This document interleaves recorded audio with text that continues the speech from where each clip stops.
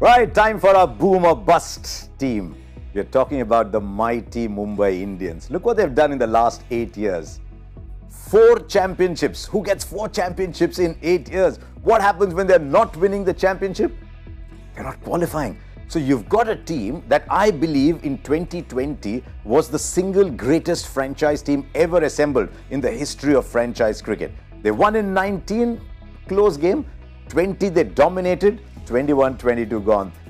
They won 15, didn't qualify 16. They won 17, didn't qualify 18. But now they're on a 2-year non-qualification streak. Can they turn it around in 2023? 22 was a year to forget. I mean, you're Mumbai Indians, you don't finish bottom of the table. Have they overcome what the issues were? Have they covered up for their problems? If you're a Mumbai Indians fan, you might want to say yes. But if anything, they've got a large gaping hole in that team. Any team that Bumrah is not part of, he leaves a gaping hole behind. So let's look at this year's Mumbai Indians squad through the eyes of 3 key personalities. Rohit Sharma, Surya Kumar Yadav, and Jasprit Bumrah. Okay, let's talk first about the one who's not there. Bumrah and Archer. It's the pairing for the ages. I remember they once had Ponting and Tendulkar opening the batting, but that was Ponting and Tendulkar right towards the end of their career. Here's Bumrah and Archer in the prime of their career. Last year, no Archer. This year, no Bumrah. Now, what does that mean? It means that the other overseas bowler has to play a very big part. They lost Jai Richardson. You play Behrendorff. Behrendorff very good at the top, but at least that allows Archer to come back for the tail. But now they need an Indian quick bowler. Bumrah's pulled out after the auction. There aren't too many Indian fast bowlers around who can say, right, I'm going to give you 4 bowlers. So they need 2 things. They need one, a breakout bowler, much like Mukesh Chowdhury was for CSK last year.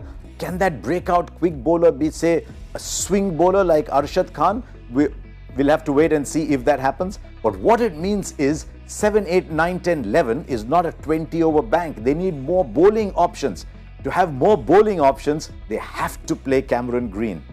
Even if he gives you 2 overs, 3 overs, that's still absolutely invaluable.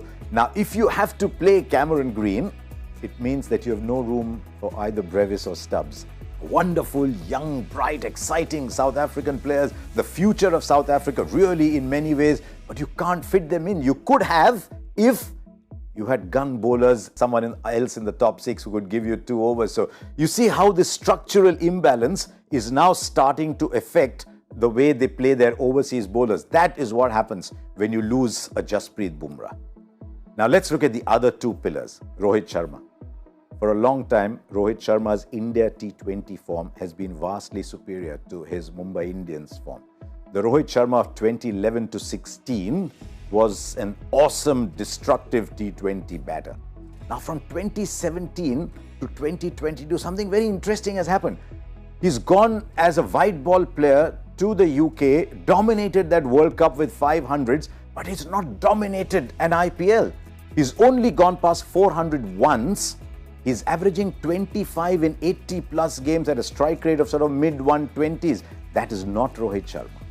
Can Rohit Sharma turn it around and produce a big IPL? Because Rohit Sharma produces a big IPL, and by big I mean a 550 plus IPL, then a lot of Mumbai Indians problems get covered. So Rohit Sharma, absolute key this year, every year, but even more so this year, given what's happened in the last couple of years. Then Sky. Everywhere I go in the world, when it comes to T20 cricket, they're talking Sky. Whether it's Glenn Maxwell, whether it's someone in the UK, whether it's someone in New Zealand, they're just looking at Sky and saying, is this possible? He's taking T20 cricket to another level. Now, for Sky to be able to do that, he has to shed his non-T20 form. Give himself 2 days, maybe 3 days of just molting. You know the snakes do. They molt. They let their skin go off. Let the skin go off. ODI skin gone. Test match skin gone. Put on the T20 skin again and come and dominate the IPL. If he can do that, Rohit is doing well, Sky is doing well. Wow. Now, how does the team structure itself around it? Can Archer give them 14 games? Been watching what Archer has been doing. The pace is coming up, but he's still a little expensive. He's not the bowler you say, oh my God, this is Archer. Let me see what I can do in the other 16 overs. If Archer can do that, then it's different. Mumbai Indians need the Archer that played for Rajasthan Royals a couple of years ago and just carried the bowling on his own shoulders.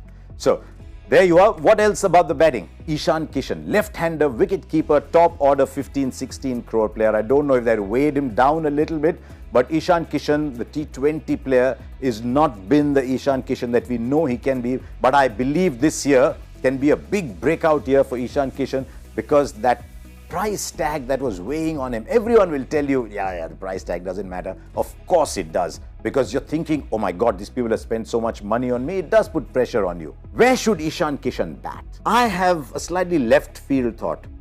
I think they could actually open with Cameron Green and give him the freedom to go for it, then get the left-hander to follow, then get Sky in. And that'll be, if Cameron Green starts to fire like he did for Australia and India, you've got Rohit, you've got Cameron, you've got Ishan Kishan, you've got Sky. That's a fabulous top four. Then you've got Tilak Varma. What a player, Tilak Varma. He's unfortunately not played a lot this year, but if he can slot in that role, excellent. They'll want him to bowl an over or two of off breaks as well. And then they want Tim David to be that big finisher. Who's missing in that list? Kyron Pollard. Are they going to miss Kyron Pollard? He's back as a batting coach, but look at his form in the PSL. Look at his form in the ILT20. Wow.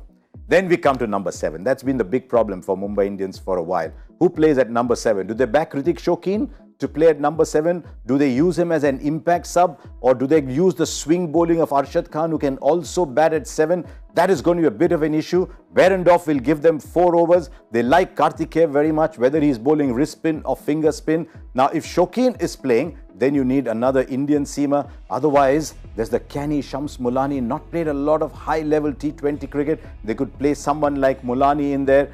And if they're playing somewhere where there's a bit of turn, then you can also use Piyush Chawla as an impact sub. Don't do too much, Piyush. Just come and bowl 4 overs.